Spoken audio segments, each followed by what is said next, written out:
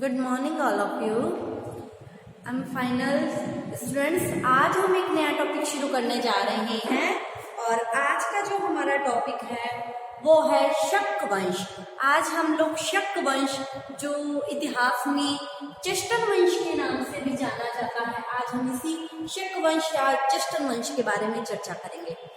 देखिए, दक्षिण भारत में एक नए वंश का उदय हुआ जो शक वंश के नाम से जाना जाता है और यही शक वंश भारतीय इतिहास में चेस्टन वंश के नाम से भी जाना जाता है। ठीक है, दक्षिण भारत में इस वंश का उदय हुआ था और इस वंश का जो राज्य था वो उज्जैन और काठियावाड़ में था, तो इसलिए इसे उज्जैन और काठियावाड़ का शक वंश भी कहा जाता है। ठीक है, तो देखिए दक्षिण भारत में एक नए वंश का उदय हुआ जो इतिहास में शक वंश के नाम से जाना जाता है। इसका जो प्रमुख राज्य था इस वंश का वो उज्जैन और काठियावाड़ था, तो इसलिए इसे उज्जैन और काठियावाड़ का शक वंश या चेस्टन वंश भी कहा जाता है। तो आइए हम इस वंश के राजाओं के बारे में और इस वंश के संस्थापक कौन थे उसके बारे में जानते हैं। तो देखिए, हम लोग जब शक वंश के बारे में पढ़ते हैं तो जो पहला नाम मिलता है वो मिलता है यशमोती। ठीक है, तो जब हम इस यशमोती के बारे में पढ़ते हैं तो ये है कि जो ये यशमोती था ये चेस्टन का पिता था, लेकिन यशमोती के नाम के आगे हमें ना तो राजा की उपाधि मिलती है और ना ही इसके नाम की कोई मुद्रा मिलती है। तो इससे इतिहासकारों में ये बात स्पष्ट है कि ये जो यशमोती था ये एक साधारण व्यक्ति था। ठीक है, ये एक साधारण व्यक्ति था, लेकिन जब हम शक वंश के बारे में पढ़ते हैं तो इस यशमोती का नाम हमें मिलता है। तो समझ आता है कि जब यशमोती था तब तक इस वंश को कोई भी राजा की उपाधि नहीं मिली थी, लोग क्या थे, साधारण व्यक्ति थे। अब जो शक वंश में अगला नाम आता है वो आता है चेस्टन। देखो, चेस्टन कौन था? ये यशमोती का पुत्र था और यही चेस्टन ही तो था जो शक वंश का संस्थापक था और यही इसी ने ही क्षत्रप और महाक्षत्रप की उपाधि धारण की थी। अतः स्पष्ट होता है कि हमें यशमोती का नाम तो मिलता है शक वंश की, जब हम नामावली पढ़ते हैं तो यशमोती का नाम मिलता है, लेकिन इसके नाम के आगे कोई राजा की उपाधि नहीं मिलती है, इसके नाम की कोई मुद्रा नहीं मिलती है। इसके बेटे के नाम के आगे राजा की उपाधि मिलती है, राजा क्षत्रप महाक्षत्रप की इसने उपाधियां धारण की और अतः इसे ही शक वंश का संस्थापक कहा गया है। इसके नाम की हमें मुद्राएं भी मिली हैं, लेकिन ये बात स्पष्ट है कि ये जो चेस्टन था ये यशमोती का पुत्र था। अतः यशमोती के समय इस वंश को राज्याधिकार नहीं मिला था, चेस्टन के समय ही इसको राज्याधिकार मिला था। इसने ही एक नए वंश शक वंश की नींव डाली थी। ठीक है, और इसने ही इस परंपरा को आगे चलाया और आने वाले शासकों ने क्षत्रप और महाक्षत्रप की उपाधियां धारण की थी। ठीक है, अब देखो इस चेस्टन के बाद चेस्टन ने क्या है, राजा की उपाधि धारण की, क्षत्रप महाक्षत्रप की उपाधि धारण की। जैसे लोग उत्तर भारत में राजा कहा जाता था, दक्षिण भारत में लोग अपने आप को महाक्षत्रप कहते थे। ठीक है, ये एक उपाधि थी। और चेस्टन के बाद जो एक और नाम आता है जयदामन, लेकिन जयदामन के नाम के साथ में क्षत्रप की उपाधि मिली है, कहीं भी महाक्षत्रप या राजा की उपाधि नहीं मिलती है।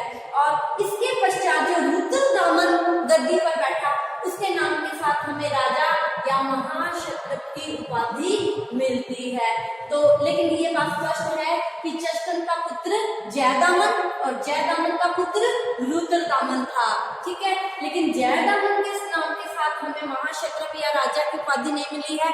तो इतिहासकारों का ये मानना है कि जो जयदामन था अभी चेस्टन गद्दी पर बैठा ही हुआ था, राजा था। ठीक है, इसके होते हुए जयदामन को तो महाक्षत्रप या राजा की उपाधि नहीं मिल सकती थी, इसकी मृत्यु के पश्चात ये गद्दी पर बैठा, लेकिन चेस्टन के होते होते ही जयदामन की मृत्यु हो गई, इसीलिए जयदामन के नाम के साथ राजा की उपाधि नहीं मिलती है। ठीक है, और जो रुद्र दामन था वो जयदामन का पुत्र और चेष्टन का क्या था, प्रपुत्र था, पोता था। ठीक है, तो चेष्टन यशमोती के नाम के आगे हमें राजा की उपाधि नहीं मिलती है, चेष्टन के नाम के साथ हमें राजा की उपाधि महाक्षत्रप की उपाधि मिलती है, जयदामन के नाम के साथ हमें क्षत्रप की उपाधि मिलती है, लेकिन महाक्षत्रप या राजा की उपाधि नहीं मिलती है। इसके बाद रुद्रदामन के नाम के साथ हमें क्षत्रप, महाक्षत्रप और राजा की उपाधि मिलती है। ठीक है, तो इससे ये स्पष्ट होता है कि जयदामन की मृत्यु चेष्टन के होते हुए ही हो गई थी, अतः वो महाक्षत्रप नहीं बन पाया। ठीक है, अब हम बात करते हैं रुद्रदामन की। महाक्षत्रप रुद्रदामन। रुद्रदामन शक वंश का सबसे प्रतापी और सबसे श्रेष्ठ शासक माना गया है। शक वंश का सबसे विख्यात शासक रुद्रदामन, और साहित्य में भी इसका नाम बार बार आता है। ठीक है, देखो आंध्रो अभिलेख से ये स्पष्ट होता है कि चेष्टन और रुद्रदामन दोनों ने साथ साथ शासन किया था। ठीक है, मतलब अभी चेष्टन जिंदा ही था, रुद्रदामन शासन कर रहा था। ठीक है, और क्योंकि दोनों के नाम के साथ में एक ही समय में राजा की उपाधि मिलती है। दोनों के नाम के साथ हमें दोनों ने ही एक समय राजा की उपाधि का प्रयोग किया, दोनों के नाम के साथ हमें राजा की उपाधि मिलती है। तो ये बात स्पष्ट होती है कि चेष्टन और रुद्रदामन दोनों ने इकट्ठे शासन किया था। ठीक है, लेकिन जो रुद्रदामन था, राजा की उपाधि इसके नाम क्या क्या मिलती है, इसके नाम क्या क्या, दोनों एक ही टाइम में थे।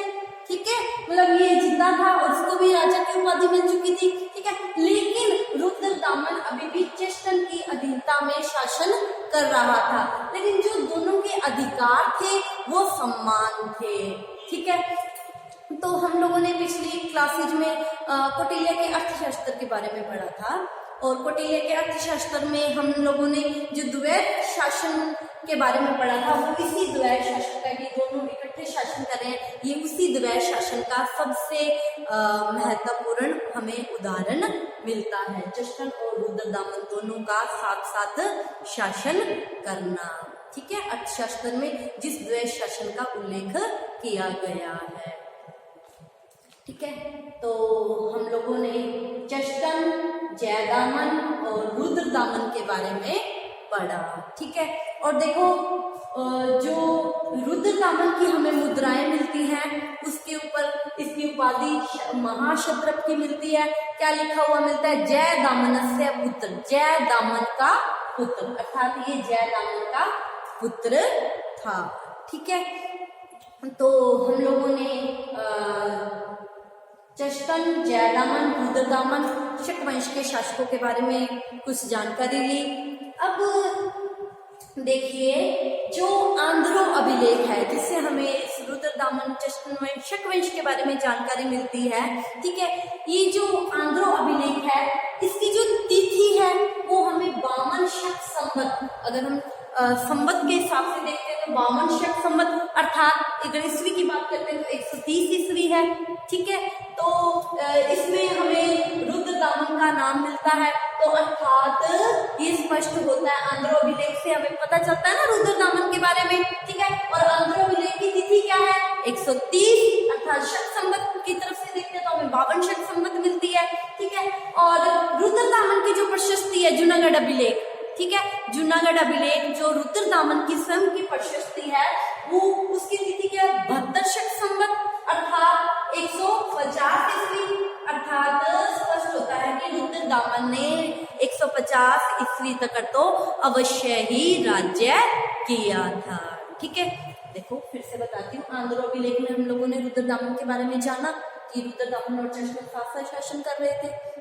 और आंध्रो अभिलेख की तिथि क्या है, 130, और जूनागढ़ अभिलेख जो स्वयं रुद्रदामन की प्रशस्ति है उसकी तिथि क्या है, 150, मतलब 130 में रुद्रदामन था गद्दी पर और 150 में भी है, मतलब उसने लगभग 150 तक तो राज्य अवश्य ही किया था। तो आप इसका स्क्रीनशॉट ले लीजिए। आज की क्लास में इतना ही, और नेक्स्ट हम कल की क्लास में चर्चा करेंगे रुद्र दमन की उपलब्धियों के बारे में। Thank you all of you.